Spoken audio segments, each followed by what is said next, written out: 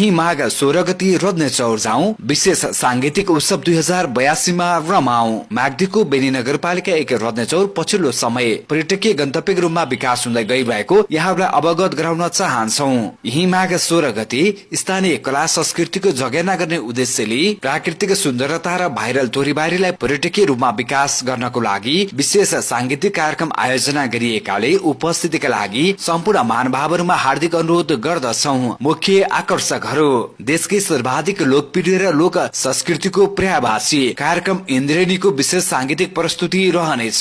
साथमा स्थानीय र राष्ट्रिय कलाकारहरूको पनि बेजोड सांगीतिक प्रस्तुति रहनेछ।